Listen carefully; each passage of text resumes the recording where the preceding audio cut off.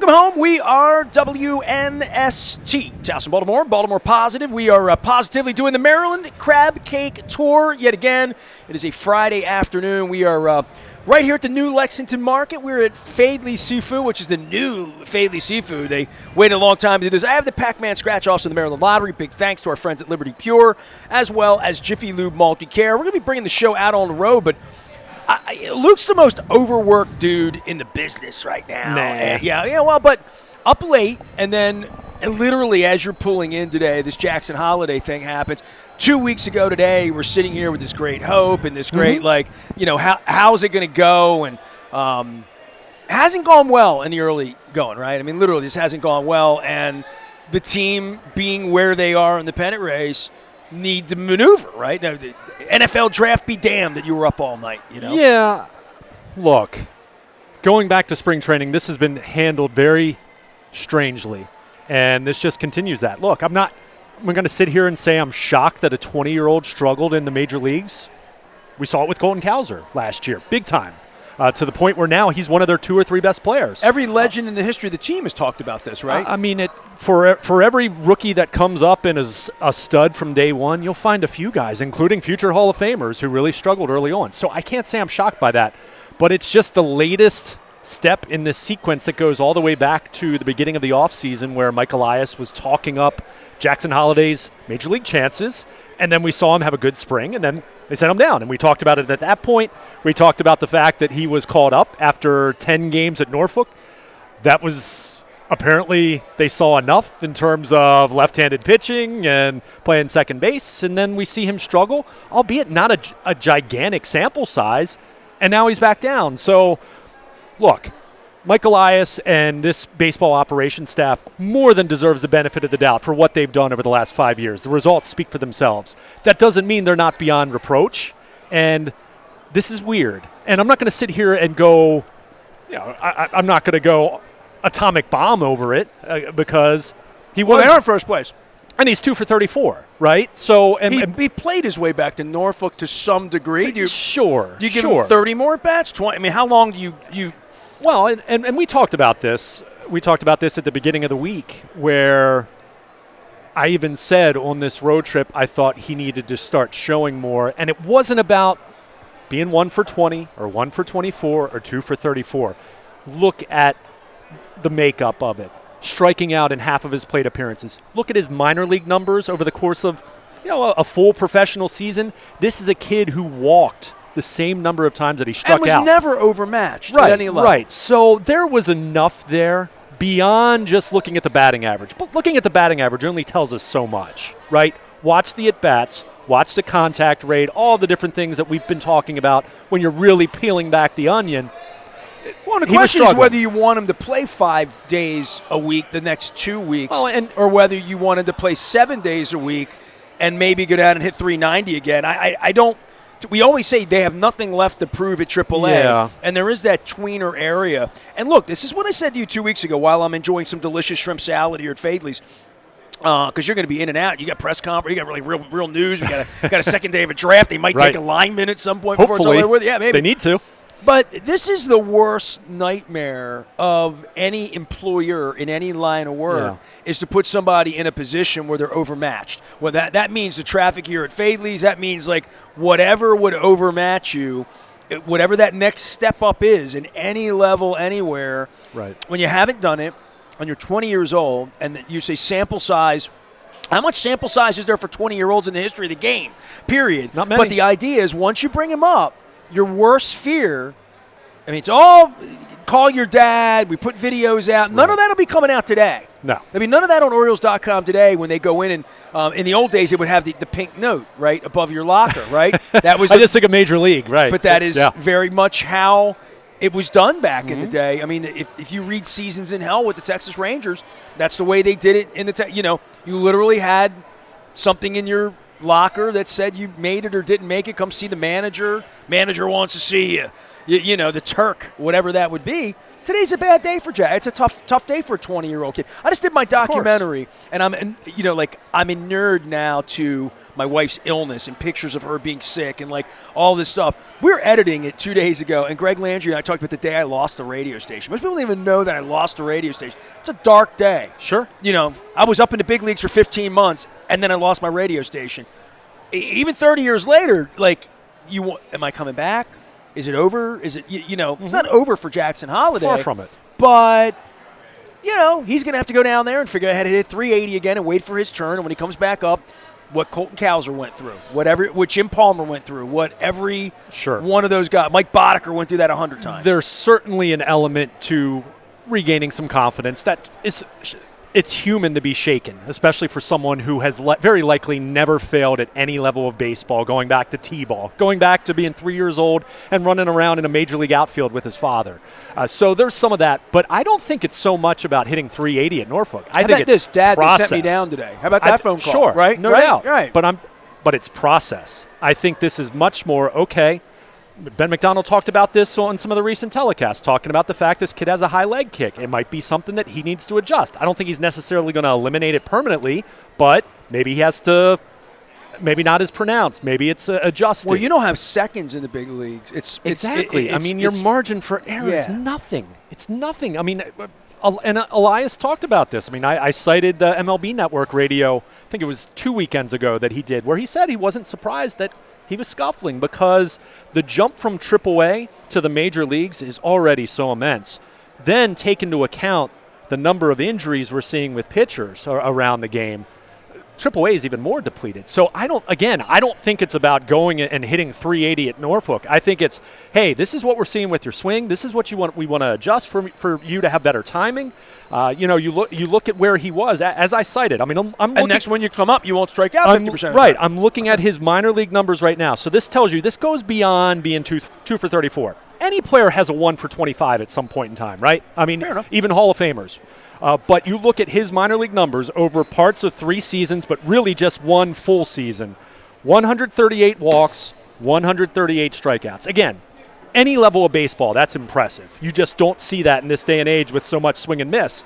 In the major leagues, 2 walks, 18 strikeouts in 36 plate appearances.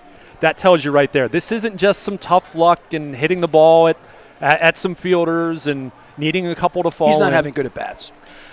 Even when he's having good at-bats, it's just too much swing and miss. His timing, for me, just seemed really off. I don't even think necessarily his pitch selection and swing decisions were terrible.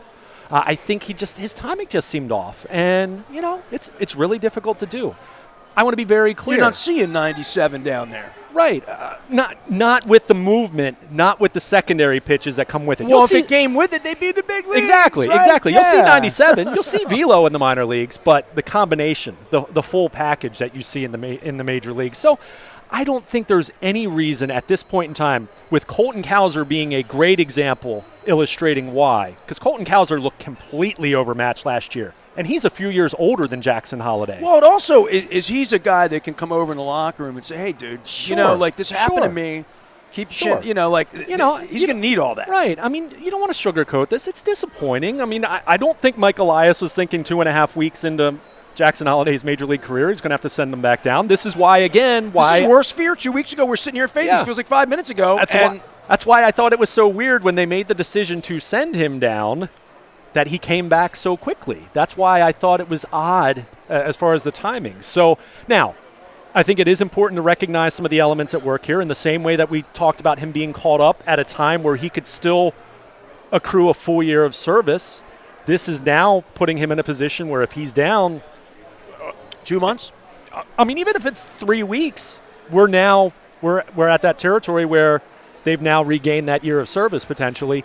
Now it takes him out of that incentive program, but he wasn't going to win Rookie of the Year anyway, the way this thing was going. In fact, Colton Cowser's looking like he's going to be Rookie of the Year at this point. So there are some other some other mitigating factors at work here. But at the end of the day, this is a team that is in a division race with the Yankees right now that, hey, their aspirations are not just winning the division, not just big making games the playoffs, coming up here. Winning the World Series. Yeah, as big as late April, early May can be, right? So they want to have the best team. Now, I'll say this.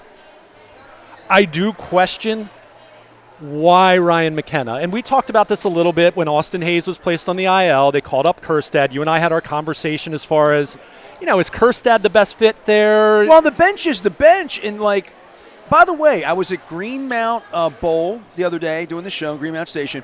You'll never believe who was there. The great Terry Crowley. There you go. The Crow. The Crow. The Crow was great hitting coach, Crow, too. hanging out. And the Crow, I didn't get a chance to talk to him, and we missed each other like ships in the night, but I tried. I know Crow a little bit. And I thought, that's gone. Jim Dwyer, Terry Crowley, Merv Rep, the professional pinch hitter. It's a very difficult thing. It's Delman Young. It is more of a bench position glove in a Mateo case or speed in a Mateo case or, some level of specialty that makes you that guy. But it's not designed for Heston Kjerstad to be that guy. It's more designed for Ryan McKenna to be that guy. Yeah, I guess for me, my question would be, okay, Holliday is down.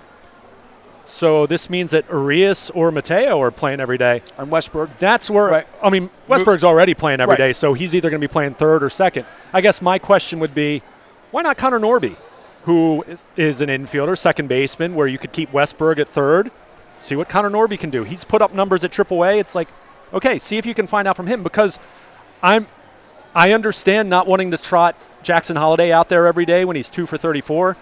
I'm not at all enthused about giving more at-bats to Jorge Mateo or Ramon Urias at this point, where the Orioles are at this point from a roster. Not done as starting players, yes, I am. So that's where I would look at this and say, okay, if you want Ryan McKenna because he's a better fit for your fourth outfielder, send Kjerstad back down and promote Connor Norby, and let me see what that looks like for a couple weeks. And if he struggles, and he could, then, hey, you send him back, just like you did with Jackson Holliday. So that's where my question is, and as far as the corresponding move, because I get it for right now. Again, Austin Hayes had kind of become the new Ryan McKenna because of what Cowser was doing, so he's on the shelf. So I understand, fine, going to bring up McKenna, but I kind of look at... we're turning last year's guys, all-stars, into platoon players, right? Sure. You're promoting 20-year-olds who then don't make it. You're still playing 600 ball. Sure. I mean, it's let me be clear. They I'm not pressing... stumble on these things and not be as wrong as if the Ravens stumbled on Nate Wiggins on Thursday night. Fair enough. Let me be very clear. As we're breaking this down and talking about, and I'm scrutinizing it, because I do think it's been handled, I think it's been weird. I don't think it's necessarily been handled in the best way. That said, this is not me indicting the organization. This is not me pressing a panic button. Well, you get a chance to go in and ask him second-guess question today, right? You get to go in and say, hey, I would just flat out say, why not Connor Norby? Would you second-guess yourself at this point? Sure. Sure. And look, it's not an exact science. We've seen this. I mean, look at what Willie Mays did at the beginning of his career. Arguably the greatest player in the history of baseball. I mean, you can make that argument for Willie Mays being the best ever. It has been done. And look at how he struggled. Now, he was also very young.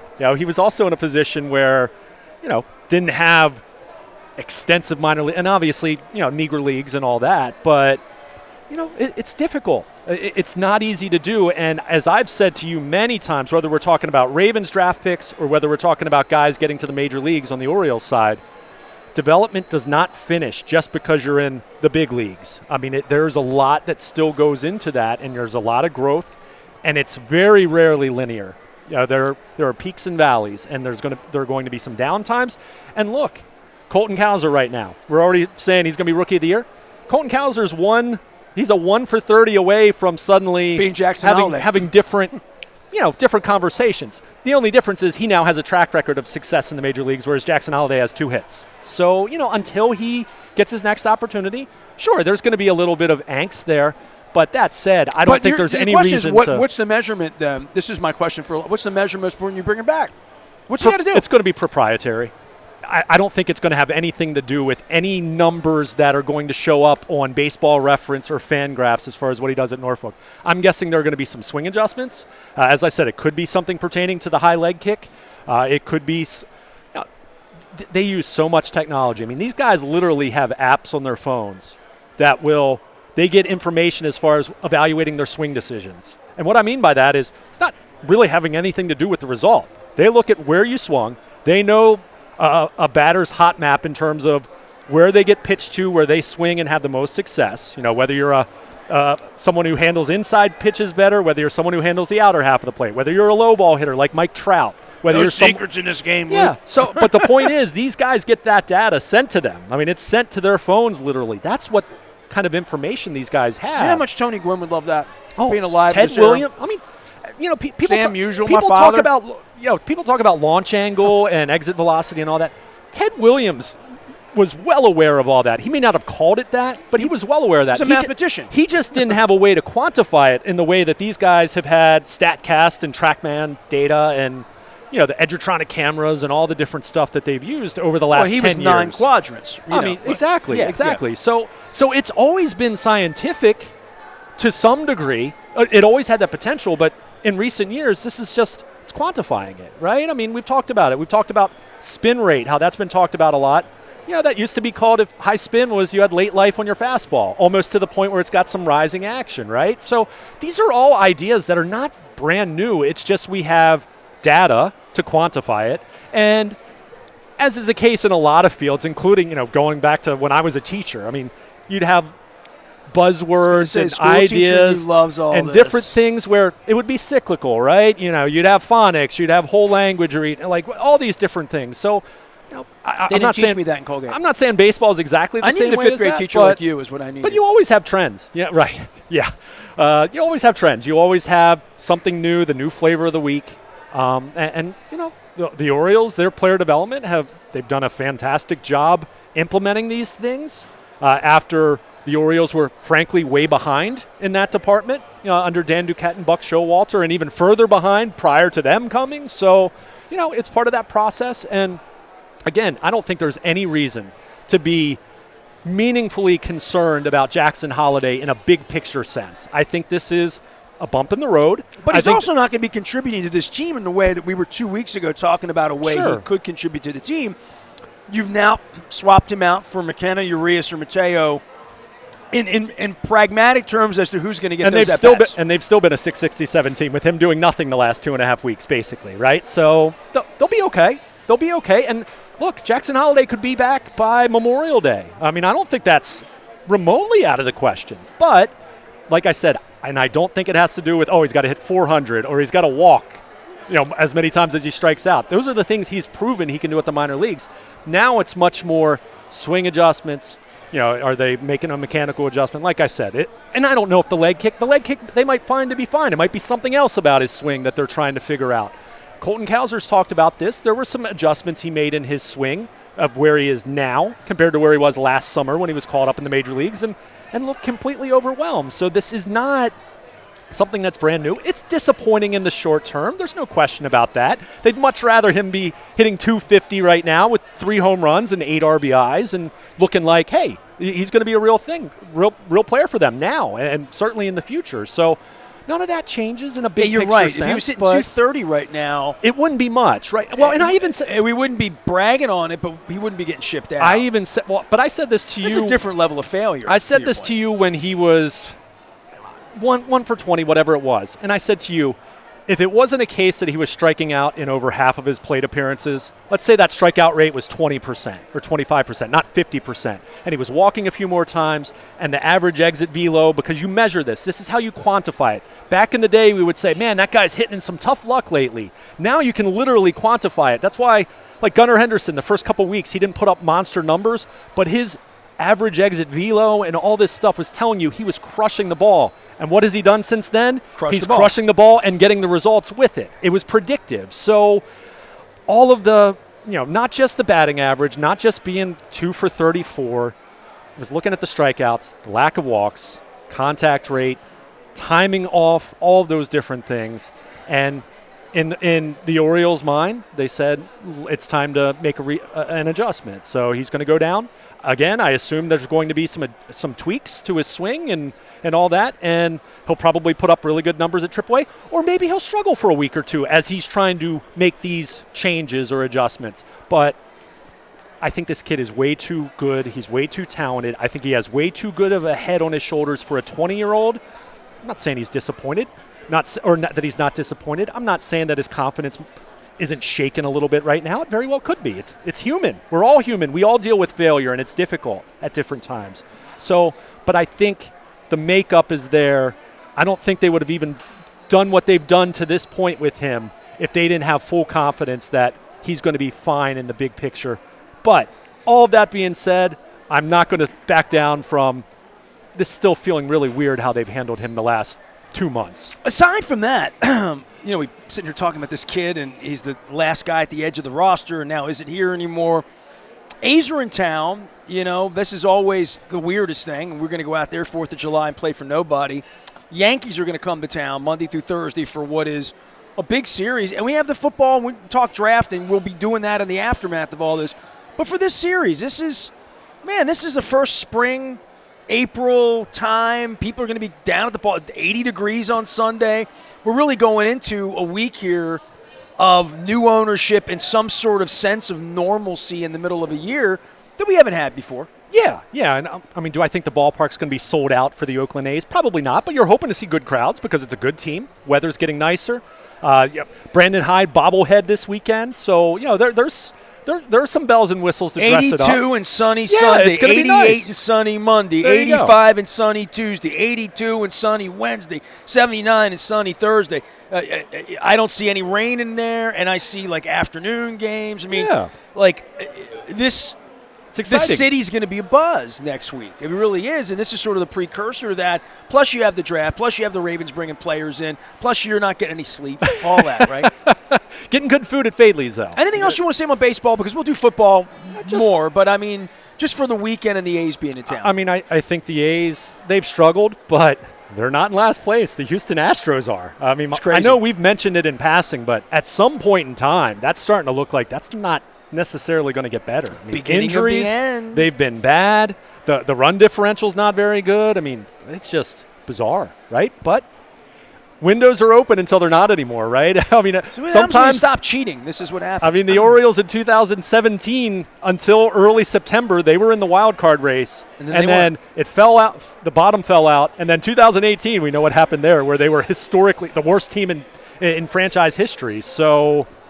It can end, and that doesn't mean it's over for them, but feels like it's increasingly likely that this year might be lost for them. Nice jerseys, but they're cheaters. So what can I say? Of course, although most of the Oakland A's have nice jerseys. They don't have a home, though. Yeah. You know what I mean? That's going to be a shame because they have that really attractive green Oakland script that's just going to go away. They're just going to call them the A's for 2 years or 3 years. I went to Dundalk High School. We're Kelly green and gold, man. So I always felt like I had a little Reggie Jackson in me when I had gold, and not in a bad way, but in a good way.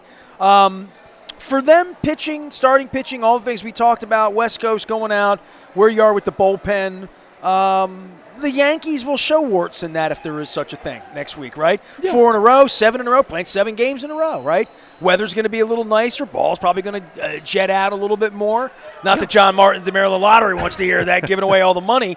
But there's going to be all of that here in the next week, and the pitching's going to get taxed. It's going to get called upon. No question about it. We've seen Albert Suarez do what he's done. Venezuelan. It's been such a great story. John Means and Kyle Bradish continuing in their rehab, and we'll see. Means, you would think. The 30 days it's going to be coming up fairly soon. So where is he?